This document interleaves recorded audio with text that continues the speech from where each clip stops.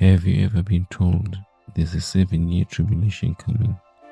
A time when the Antichrist will rule the world, sign a peace treaty with Israel, rebuild the temple and plunge the earth in chaos. Sounds dramatic, sounds cinematic, but here's a question no one is asking. Where is it in the Bible? It all traces back to a single verse, Daniel 9 verse 27. Just one verse. From that, a global doctrine is being built. He shall confirm the covenant with many for 1 week. 1 week, that's 7 years. But here's where things get strange. Many teach that this week hasn't happened yet, that there's a mysterious 2,000-year gap between the 69th week and the 70th week, that God paused this prophetic clock. Wait, pause the prophecy. Insert a 2,000-year delay in a 490-year timeline. Let's test it. Imagine you're sitting in an exam. The teacher says you have 70 minutes to finish.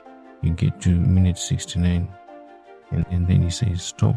You will finish your last minute in 2 millennia. Absurd, right?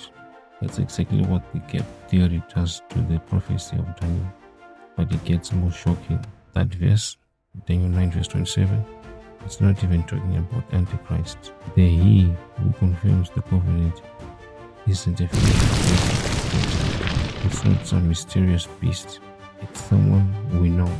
It's Jesus Christ. He shall confirm the covenant with many for 1 week. In the midst of the week, he shall cause the sacrifice to cease. Who confirmed the everlasting covenant? Who caused sacrifice to cease? Only one fits: Christ on the cross. And here's the timeline. From 457 BC to 27 AD, we reach the 69th week when Jesus is baptized. 3.5 years later, he is crucified, right in the middle of the 70th week. 3.5 more years, the gospel goes to the Jews till Stephen is stoned in Acts chapter 7. That's the 70 weeks fulfilled seamlessly, perfectly. Where did this idea of a future 7-year tribulation come from? But from the Counter-Reformation. A Jesuit priest named Francisco Ribeiro introduced it to shield the papacy from the reformers' charge that it was the Antichrist. The idea was later embraced by John Nelson Darby and popularized through the Scofield Reference Bible. From there, Hollywood ran wild with it. Movies, books, end-time drama. But prophecy isn't fiction. It's not left behind. It's anchored in reality. Daniel 9 doesn't predict a future peace treaty. It doesn't predict a rebuilt temple. It doesn't give room for a prophetic pause. Instead, it gives us Jesus, His baptism, His ministry, His cross. Let me show you one more thing.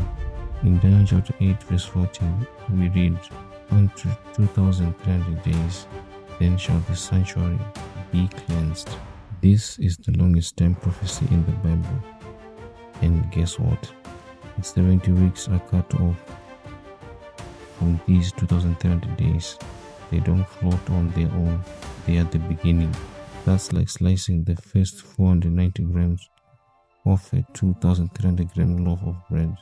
You can take the slice and toss it 2,000 years forward. Jesus didn't delay salvation. He didn't postpone fulfillment. He came on time. What happens when we remove the 7-year gap?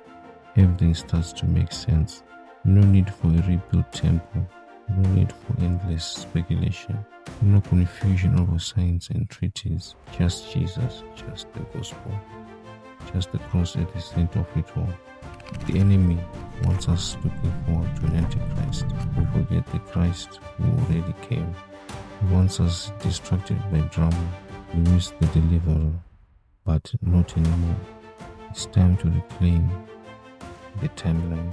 It's time to reject the pause. It's time to return to the prophecy that never broke. No gaps, no errors, No Antichrist-centered show. Just Jesus, just truth. Think about it. And as always, God bless you.